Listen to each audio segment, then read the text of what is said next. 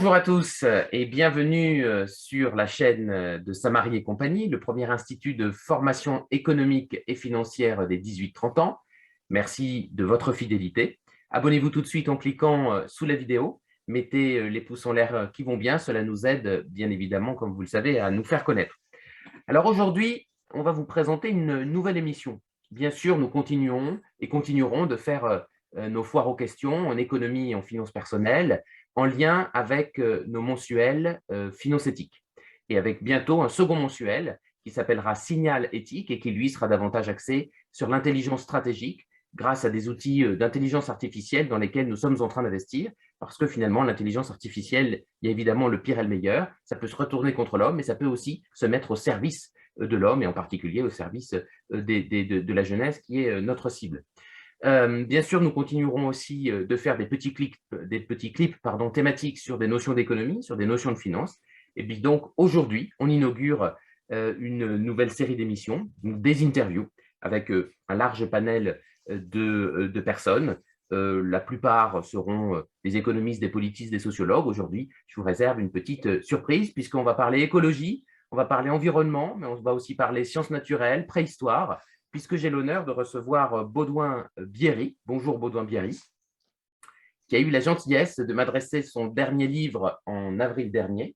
Alors, ça met un peu de reflet, mais son livre, c'est Glaciation, voilà, avec une jolie couverture, qui parle, entre autres, du réchauffement climatique, tout un programme. Et d'ailleurs, chers auteurs qui nous écoutez, n'hésitez pas à nous adresser vos ouvrages en service de presse. Je mettrai l'adresse postale à laquelle faire parvenir vos ouvrages en description de la vidéo. Soit je les traiterai sous forme de recension dans le mensuel Finocétique, soit j'en ferai, si votre livre me marque particulièrement, une petite vidéo avec vous. Notre prochain rendez-vous, avant que je ne laisse Monsieur Bierry se présenter, eh bien, ce sera le live du samedi 4 décembre sur Gérard Info, puisque Mike Borowski a eu la gentillesse de me convier pour parler de la crise de civilisation que nous traversons à la faveur de ce Covid. Voilà. Alors, Monsieur Bierry, le grand public, a priori, ne vous connaît pas. Et donc, est-ce que vous pourriez vous présenter brièvement? Écoutez, merci déjà à vous pour votre invitation. J'espère pouvoir vous apporter quelques réponses aux questions que beaucoup se posent depuis de nombreuses années au sujet du fameux réchauffement climatique d'origine anthropique. Moi, je suis chirurgien dentiste de formation, depuis peu suspendu du fait que je ne sois pas vacciné contre la Covid, donc j'ai à nouveau du temps disponible devant moi. Et j'ai écrit ce livre durant le premier confinement en 2020, où j'ai eu 2 mois de disponibilité.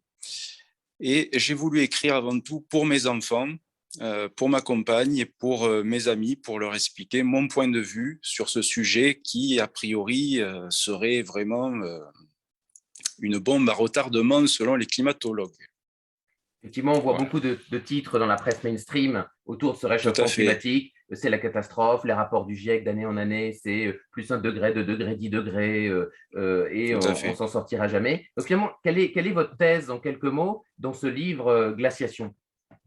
Euh, Si vous voulez, la thèse selon laquelle le réchauffement serait d'origine anthropique, elle est issue essentiellement de fondations telles que la Fondation Rockefeller, le Forum économique mondial de Davos. C'est plus une idéologie qui est au service d'intérêts financiers mondialistes qu'une science véritablement vérifiée par les scientifiques. D'ailleurs, tout scientifique qui s'oppose à cette doctrine voit ses budgets de suite à néant, si vous voulez. Il n'y a pas vraiment de recherche autre que celle qui va dans le sens de cette doctrine. Donc moi, j'ai écrit ça, si vous voulez, en faisant des recherches de par mes lectures et puis mon sentiment personnel. C'est vrai que quand on étudie l'histoire humaine, la préhistoire, on se rend compte qu'il y a eu des phases de glaciation, que l'homme de Néandertal, l'Homo sapiens, a parcouru la Terre en fonction, bien sûr, des continents qui étaient propices à son développement, mais les phénomènes de glaciation sont essentiels pour que l'être humain puisse habiter sur toute la planète. Euh, donc, j'ai étudié, si vous voulez, les cycles de glaciation à travers l'histoire humaine, mais aussi à travers l'histoire de la planète, par la géologie, par la glaciologie et surtout aussi par les cycles astronomiques de ce fameux mathématicien serbe qui s'appelle Milutin Milankovic, à qui l'on doit les paléoclimats avec donc tous ces cycles liés à l'orbite terrestre. Et donc, à partir de l'ensemble de ces recherches, de ces témoignages, même, on pourrait dire, à la fois historiques, scientifiques, finalement, qu'est-ce qu'il ressort de vos analyses? Il y a un réchauffement, il n'y a pas de réchauffement, il y a une Bien glaciation, il n'y sûr, en a pas, ce sont des cycles normaux. Comment on pourrait ce résumer sont des cycles finalement? normaux pour lesquels le CO2 a très peu d'impact et le CO2 d'origine anthropique est pour moi quasiment n'a aucune conséquence, si vous voulez, sur le réchauffement climatique. Il y a toujours eu des périodes interglaciaires sans qu'il y ait pour autant des gaz à effet de serre qui soient d'origine des énergies fossiles, si vous voulez. Donc, quand on étudie la géologie, on voit qu'actuellement, on est dans une phase interglaciaire qui sont en général d'une durée de 10 à 20 000 ans. Et cette période nous est très bénéfique. Il vaut mieux vivre dans une période interglaciaire que dans une période glaciaire comme l'ont connu nos ancêtres qui vivaient dans les grottes de Cosquer, Nio,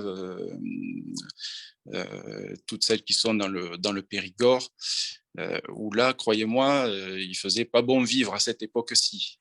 Ou même ce qu'on a appelé le petit âge glaciaire au XVIIe siècle. Le petit âge glaciaire, bien sûr, qui était une période où il y a eu des fortes pandémies comme la peste et qui étaient directement reliées au climat, tout à fait. D'accord. On a beaucoup entendu, notamment au début d'année 2020, lorsque le virus, le SARS-CoV-2 est apparu, a été découvert. On a fait beaucoup de liens entre ce virus et justement l'écologie, le fait qu'on dégrade l'environnement naturel, en particulier la biodiversité. Quel regard vous portez sur cette option? Alors, il faudra que ceux qui soutiennent cette idée m'expliquent comment il se fait qu'il n'y a plus de maladies infantiles, pourquoi il n'y a plus de peste, pourquoi il n'y a plus de malaria, ou bien moins en tout cas. Il me semble pas que ce soit la colère de Gaïa à des époques antérieures où il n'y avait pas de technologie comme aujourd'hui. Si vous voulez, tout ça ne tient pas debout.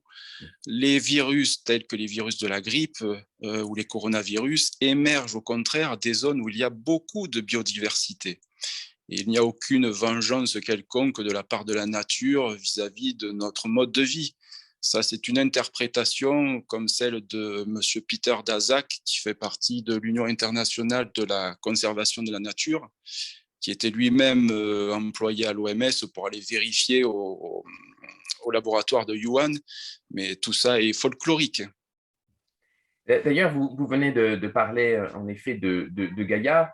Il y a vraiment, et vous le dites dans votre ouvrage, et on y reviendra, il y a vraiment dans ce qu'on va appeler l'écologie, mais ça nécessiterait une définition, une dimension religieuse, une dimension Tout à mystique, fait, avec son tout à fait. clergé, avec ses prophètes comme Greta Thunberg, par exemple. Est-ce que vous pouvez nous dire un petit mot de cette dimension peut-être religieuse, cette pensée magique finalement qui s'empare de sociétés pourtant rationnelles et connues et entrées dans l'histoire pour leur rationalisme et leur rationalité, en tout cas la raison.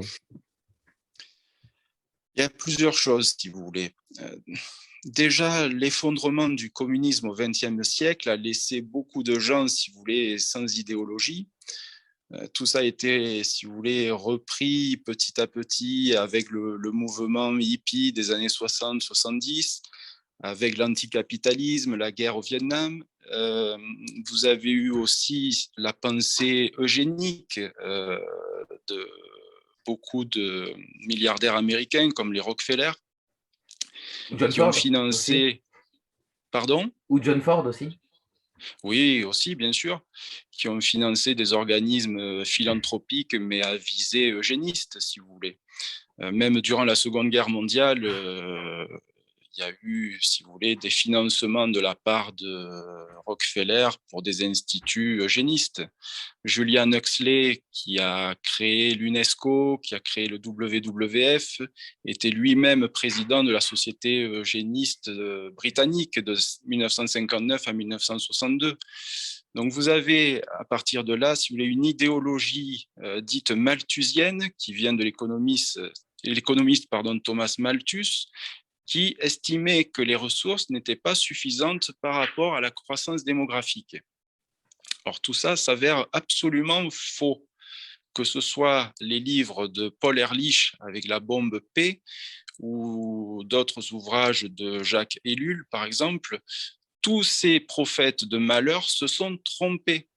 Tous, même Al Gore qui annonçait la fonte de la banquise arctique en 2014, la banquise arctique est à son niveau actuel de 1945, si vous voulez. Donc, toutes ces prophéties apocalyptiques, elles sont nées de quelques hommes de par le Club de Rome, qui a été créé à la villa romaine de Rockefeller, par des politiciens, souvent qui sont passés par l'ONU ou des scientifiques qui prêchent, si vous voulez, cet alarmisme, et qui ont sorti en 1972 le fameux rapport Meadows sur la décroissance. Donc, ces personnes, si vous voulez, pour eux, le pire ennemi de la Terre, c'est l'humanité, c'est l'homme, et il faut à tout prix trouver les moyens coercitifs pour diminuer la population afin de pouvoir sauver la Terre. Mais c'est une pensée eugéniste, ce n'est pas une pensée humaniste. Et l'écologisme en tant qu'écologie profonde, en tant que religion ou politique, si vous voulez, est quelque chose qui est nuisible pour l'homme. Et on le voit dans l'application des énergies renouvelables qui n'apportent aucunement la prospérité énergétique pour les populations. Tout à fait. D'ailleurs, pour rebondir sur ce que vous disiez sur les glaciations, la banquise, etc., on a vu récemment, enfin, je crois que c'était hier, que cette année, les bateaux ont été pris beaucoup plus tôt dans les glaces, les bateaux, les navires qui franchissent au niveau Tout à de fait, l'Arctique que les autres années. Voilà, que les brise-glaces n'avaient pas encore eu le temps tout à fait. de Mais passer. le GIEC lui-même, dans son rapport de 1980, non, dans son rapport de 2001, dans le troisième rapport, indiquait qu'il n'était pas possible de prédire le climat. Tout ça a été effacé en 2019 sur les documents du GIEC, mais sinon le GIEC lui-même estimait qu'il était très compliqué de prévoir le climat. Tout ça, après, il y a eu une dérive politique, si vous voulez, avec les ONG, mais toutes les prédictions, toutes les modélisations informatiques, si vous voulez, en général, elles se trompent. Regardez ce qui s'est passé pour le Covid avec l'Imperial College de Londres, qui avait annoncé des millions de morts, tout ça Monsieur pour Ferguson. justifier les mesures coercitives et liberticides. Tout ça ne reposait que sur du vent, que sur du vent. Et comment vous expliquez finalement que cet écart grandissant entre le discours politique dominant, dont la doxa dont vous venez de brosser le portrait, et puis sur le réchauffement climatique, entre guillemets, hein, le réchauffisme, et la science avec un grand S. Ce n'est pas le scientisme, puisqu'on a bien compris, on le voit aussi sur le Covid, que le scientisme, donc le bricolage avec les données scientifiques, les modélisations foireuses, notamment, vous venez de citer de M. Ferguson ou même de Oui. l'Institut Pasteur en son temps en France. Ça, c'est le scientisme. Et la science avec un grand S. Comment on peut expliquer cette divergence totale aujourd'hui? D'ailleurs, si on n'est pas, comme on le disait tout à l'heure, dans le camp de la doxa, eh bien, on ne peut pas être un scientifique, alors que les vrais scientifiques, évidemment, de notre point de vue en tout cas, et l'histoire nous donnera raison, j'en suis sûr, C'est ne sont pas de sûr, ce côté. c'est sûr, c'est sûr. Mais si vous voulez, quand la propagande et la désinformation servent une idéologie, en général, les intérêts financiers ne sont pas très loin.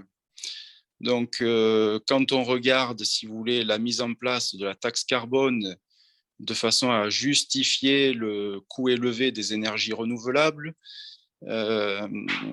toutes ces mesures, si vous voulez, qui vont nous obliger, de par les accords de Paris sur le climat, à consommer 2000 tonnes de CO2 par an en nous faisant réduire le chauffage, nos déplacements, notre consommation, c'est une mise en place, si vous voulez, par le CO2 de mesures totalitaires sur les individus. C'est une façon de pouvoir gérer la population. Je ne vois pas d'autres explications, si vous voulez. On est sorti pour moi de la science, on n'est plus que dans le politique. Et la magie. Et une forme de pensée Mm. magique. Effectivement, là, Oui, on appuie, et vous avez ouvert tout à l'heure notre entretien là-dessus, vous avez parlé du forum de Davos, donc oui, immanquablement de la grande réinitialisation et du Great tout à fait. Reset, Klaus Schwab, le fameux livre qu'ils ont sorti en juillet 2020, sur lequel j'ai fait une conférence l'été dernier autour du Great Reset, en lien au dernier moment en Oui, catastrophe avec le Covid. Et finalement, on voit très bien, et tout ça est documenté, tous ceux qui oui. taxeront nos propos de complotistes, on les renvoie aux ouvrages de Thierry Malret et de Klaus Schwab notamment, mais il y en a tant Tout est d'autres qui écrit, l'annoncent. Tout est écrit, il suffit de lire, mais ces gens tout à ne fait. lisent plus. Eh bien, on voit très bien que la santé publique d'un côté et la transition écologique de l'autre, selon les mots qu'on utilise, eh bien, ce sont les deux terrains de jeu privilégiés des davocrates, comme je les appelle, hein, de ceux qui voilà, opèrent au niveau du forum de Davos, c'est-à-dire l'essentiel des multinationales du monde entier, et qui effectivement, à la faveur de cette crise sanitaire, on ne dit pas qu'il n'y a pas eu de crise sanitaire ou de virus ou de mort, mais à la faveur de cette crise sanitaire, eh bien, ont accéléré leur agenda de promotion d'un crédit social à la française, Tout dont, à fait. le pass sanitaire est un avant-goût, et même plus qu'un avant-goût, puisqu'il est le prélude d'une identité numérique à terme. Et c'est pour ça que, Tout à fait. à travers le truchement d'une vaccination obligatoire sans être obligatoire, eh bien, l'idée, évidemment, c'est d'avoir la couverture vaccinale la plus grande et même totale pour pouvoir ensuite déployer une identité numérique. Pour ceux qui pensent que nous affabulons sur l'identité numérique, je viens de publier dans Le Nouveau Conservateur un article sur le lien que l'on peut faire entre le pass sanitaire et un futur pass carbone, montrant le lien avec cette notion de crédit social. Et il y a à la fin un extrait du site Internet de Thales, je ne sais pas si ça sera très lisible, en tout cas je vous invite à vous procurer cette revue, qui dit très clairement la chose suivante, que les passes sanitaires, donc c'est le site de Thales, la société française Thales, que les passes sanitaires, pourtant il y a le mot sanitaire, hein, mais les passes sanitaires joueront un rôle clé en permettant aux citoyens d'accéder à toutes sortes de services et serviront de précurseurs au déploiement de l'identification numérique mobile. Donc à un moment, on veut bien passer pour des imbéciles, pour des complotistes, pour des fascistes, pour des antisémites, pour je ne sais pas quoi, puisque la liste peut être très très longue, puisque nous sommes les ennemis à abattre. Mais nous lisons, nous travaillons, et le site internet de Thales nous dit ce que je viens de vous lire. Et puis il continue, répondre aux ambitions d'un portefeuille d'identification numérique de l'Union européenne. L'Union européenne qui vient d'annoncer que finalement, la fin du cash, et donc l'euro numérique, eh bien, ne serait plus pour 2025-2026, mais pour 2023. Parce qu'on voit bien que Mm. le torchon brûle et qu'il faut accélérer les choses dans ce que moi j'interprète comme des signes de panique totale d'une caste, d'une oligarchie qui se sent et qui se sait finie. Et donc il continue, lyrique, l'ambition est énorme. Pour la première fois, les citoyens pourraient utiliser un portefeuille européen d'identité numérique à partir de leur téléphone, tiens, le téléphone, qui leur donnerait accès à des services dans n'importe quelle région d'Europe. Et on voit bien que c'est à l'échelle de l'Union européenne qu'on nous a vendu comme, en 92, comme avec le traité de Maastricht notamment, comme voilà, un espace de liberté, et même dès 1957 avec le traité de Rome comme l'antidote pour ne plus faire la guerre, mais en réalité, on voit bien qu'elle est la matrice de la fin des libertés qui se déploie à toute échelle et sans aucune rationalité sous nos yeux. Alors, Monsieur Bierry, on fait quoi? Comment on accélère la prise de conscience sur ces enjeux à la fois sanitaires et climatiques et qui sont intimement liés puisque on voit bien qu'en toile de fond, c'est autre chose qui est en jeu. C'est essayer de sauver ce que certains économistes appellent le capitalisme de surveillance ou le capitalisme de connivence, de copinage. C'est ça qu'il faut sauver. Moi, Mm. je ne suis pas du tout anticapitaliste. Je pense que Moi non plus. le capitalisme, en réalité, Friedrich Hayek, par exemple, explique bien qu'il n'y a pas 36 voies en économie. Il y a ou le plan, le planisme, le plan quinquennal à la soviétique, le grand coup de pied dans le derrière de Staline, ou bien le marché. On ne dit pas, nous, libéraux conservateurs, on ne dit pas que le marché est parfait. Par contre, on dit qu'à chaque fois que l'État vous prend une liberté, il ne vous la rend jamais et qu'il faut donc être extrêmement vigilant. Et on le voit d'ailleurs tous les jours. Tout ce qui était temporaire ne l'est pas et tout s'aggrave. Voilà, le nombre de doses, la durée du pass, la durée du port du masque, on ne va jamais vers un mieux, forcément, puisque l'État nous prend une liberté et ne nous la rend jamais. Alors, comment on essaie de travailler la prise de conscience? Est-ce que c'est politique? Est-ce que c'est culturel? Est-ce que c'est... Comment voyez les choses, Monsieur Bierry? Même si, évidemment, si on avait la recette magique, on le ferait... Voilà, on tâtonne en ce moment, hein. La France est un feu de tourbière, là, et on ne sait pas d'où va surgir le printemps français ou quelque chose comme ça. Oui, en effet, c'est compliqué. Je pense que l'éducation est la meilleure solution, mais malheureusement, l'éducation étant dans la main de l'État, je ne vois pas d'autre solution que d'en parler autour de soi, déjà, entre amis, en famille, déjà, pour échanger, pour débattre. Mais ça va être vraiment très compliqué, je pense, parce que les médias sont le mégaphone de l'État, donc les personnes sont victimes de l'entretien de la peur, je ne vois pas d'autre solution que l'éducation. Si vous voulez mettre en contradiction, si vous voulez, toute cette fausse science pour montrer que les discours anciens qui ont été tenus par exemple, Al Gore ou tous ces climatocrates ne sont pas vérifiés aujourd'hui. En fait, il ne faut pas oublier, on parlait du forum de Davos, que le premier président, je crois, de la fondation du Forum économique de Davos, c'était M. Maurice Strong, que l'on retrouve dans toutes les réunions environnementalistes des années 70 jusqu'aux années 90, et qui prônait la fin des souverainetés nationales, qui appelait à l'effondrement des sociétés industrielles. Donc il y a des pensées, si vous voulez, totalitaires pour maîtriser la population et aussi maîtriser l'aspect économique des individus. Et vous parliez du passe carbone, mais c'est déjà une vieille idée, puisqu'en 2006, déjà, le ministre de l'Environnement britannique avait parlé de carte de crédit carbone en 2006 déjà. Donc tout ça, si vous voulez, a été de toute façon planifié. Il n'y a rien de nouveau. C'est juste l'avancée de la technologie aujourd'hui qui leur permettent de mettre en place plus rapidement leur système de contrôle.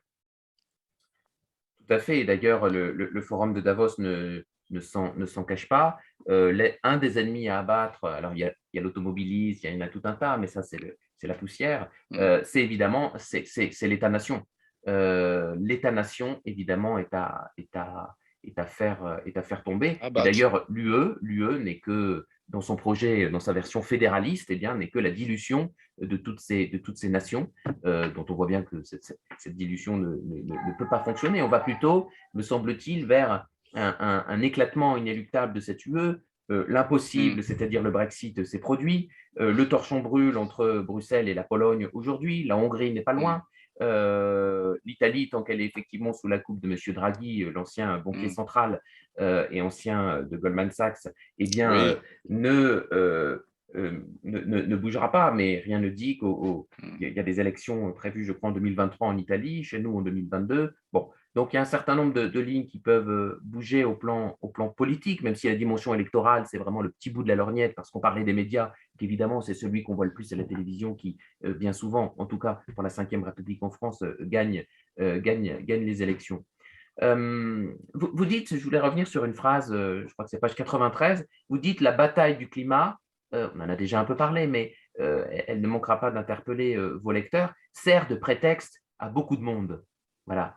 Donc, est-ce qu'on peut affiner peut-être un peu le lien qu'on a déjà un peu fait entre la crise sanitaire et la crise climatique, en tout cas telle que le politiquement correct nous l'a décrit. Et pensez-vous notamment que euh, il y a aussi un lien avec une crise énergétique?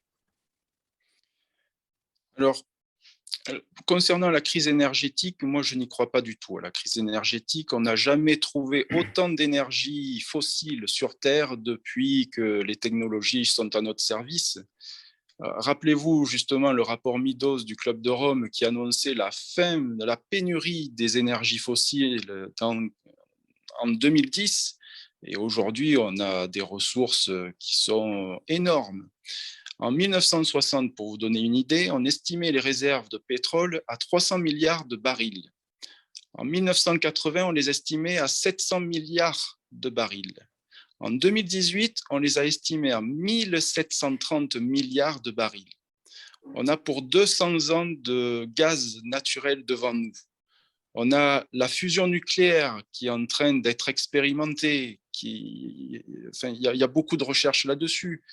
Les réserves et les ressources, si vous voulez, ce n'est pas un problème. On fait peur justement aux populations pour leur vendre des énergies renouvelables dont on n'a absolument pas besoin, qui coûtent extrêmement cher, mais qui de toute façon vont permettre justement à la finance de récupérer tout ce pactole.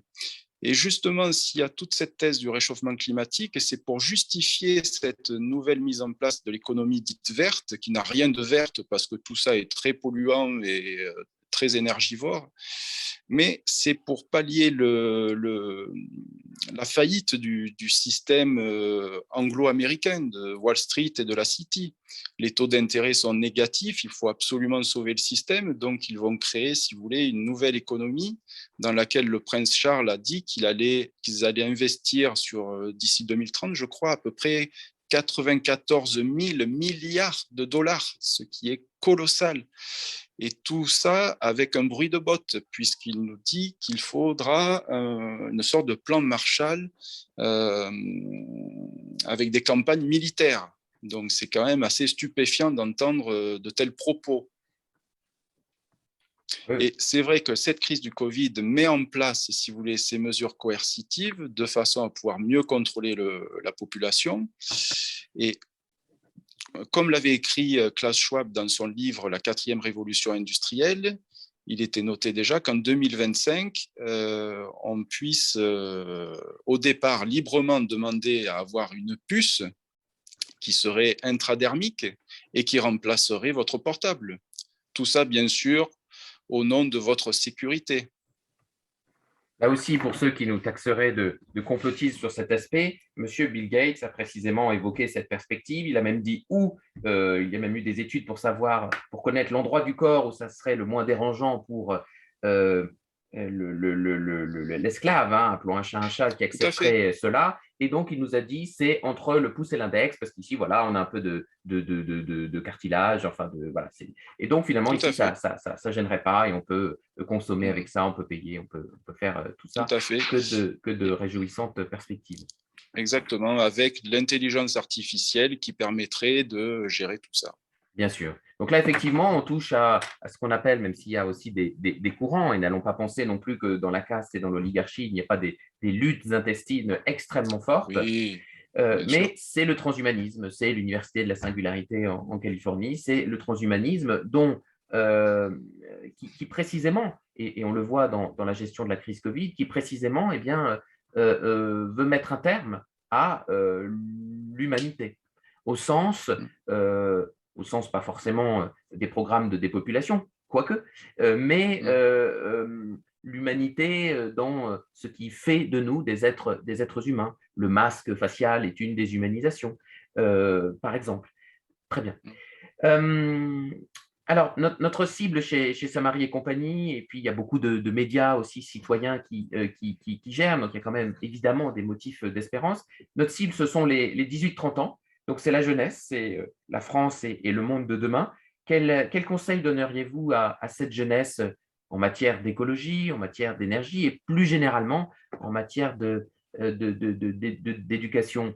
Je lisais hier un petit rapport de l'INSEE qui dit que finalement, bon, certes, la condition matérielle des jeunes s'est dégradée pendant le Covid, mais c'est surtout la condition psychologique, la condition mentale, et on le comprend très bien avec les confinements, en privant cette jeunesse de tout contact sociaux, eh bien, évidemment qu'elle elle va très mal. Les courbes de suicide des 15-20 ans, je crois, c'est plus 300%, enfin des tentatives de suicide. Donc, quel conseil à cette jeunesse? Mais il faut sortir de cette collapsologie, si vous voulez, qui a été instillée par des politiques comme Yves Cochet, qui appelait à réduire la fertilité, à avoir qu'un enfant par famille. Il faut revenir à l'éducation et surtout à la curiosité. Un peuple qui oublie son passé n'a pas d'avenir, disait Winston Churchill. Il faut revenir sur ce qui fait notre identité. Ce qui est attaqué, c'est notre identité. On veut un monde globalisé, on veut un monde, si vous voulez, qui soit malléable. Mais le fait d'être français, c'est le fait d'être libre, d'avoir un esprit critique, d'avoir sa propre identité. Donc, je crois que les Français peuvent être fiers de ce qu'ils ont été dans le passé, fiers de ce qu'ils sont, et il faut qu'ils avancent et qu'ils se battent aussi pour ce à quoi ils croient. Et en premier lieu, la liberté. Bien sûr. Et ça, tout ce que vous venez de citer, c'est immortel. C'est précisément ce qu'on appelle, c'est l'ADN de la France éternelle, Tout à euh, fait. avec évidemment, sans oublier, et même en la mettant, en tout cas pour ma part, au premier rang, la dimension spirituelle, Tout à fait. la verticalité. Le Tout à fait. transhumanisme, c'est un matérialisme, c'est un athéisme, et c'est donc à sa Tout à fait. façon une religion de l'homme. Voilà. Donc, merci, Monsieur Bierry, c'était Merci. très intéressant. Moi, le conseil que je donne systématiquement à la jeunesse, c'est de jeter leur téléviseur par la poubelle, dans la poubelle, pardon, ou par la fenêtre. C'est de se cultiver, c'est de Tout à fait. lire, à commencer encore une Oui. fois par Glaciation de Baudouin-Bierry. Je vous recommande aussi, je fais ma pub, donc le nouveau conservateur. Voilà, ça c'est le numéro 5 de l'automne, donc, dans lequel j'ai commis un article sur passe carbone et passe sanitaire. Et c'est effectivement de ne pas, bien sûr, de regarder vers l'avenir, mais pour ça, comme vous venez de le dire, eh bien, d'avoir toujours un coup d'œil dans le rétroviseur vers nos racines. Un arbre qui n'a pas de racines, on le voit Tout à fait. à chaque tempête, il tombe. Ou dans la Bible, c'est l'image de la maison sans fondation qui, évidemment, est emportée à la première tempête. Donc, voilà, et puis cultivons notre jardin, Cultivons l'optimisme. cultivons l'optimisme, exactement. Et au bout de bien sûr que des temps difficiles sont devant nous, une année politique est devant nous. Le physicien pardon, de la conscience, Philippe Guillemont, parle d'une nuit noire de l'humanité qui est devant nous, mais évidemment, à la sortie, pour certains, pour ceux qui se réveilleront, pour ceux qui comprendront une puce intradermique, ça n'est pas possible, que ça bafoue notre humanité, eh bien, il y a un, un monde que le même Philippe Guillemont appelle le futé lumineux. Voilà, il y a le futur transhumaniste qui est, comme son nom l'indique, il joue beaucoup avec les mots, qui est foutu. Et d'ailleurs, il explique que c'est précisément parce qu'il se sait foutu qu'il y a cette panique, cette irrationalité, toutes ces mesures, cette surenchère folle et liberticide, mais qu'en réalité, le combat est déjà gagné. Et ce n'est pas un hurluberlu du tout, c'est quelqu'un qui, à partir des thèses duquel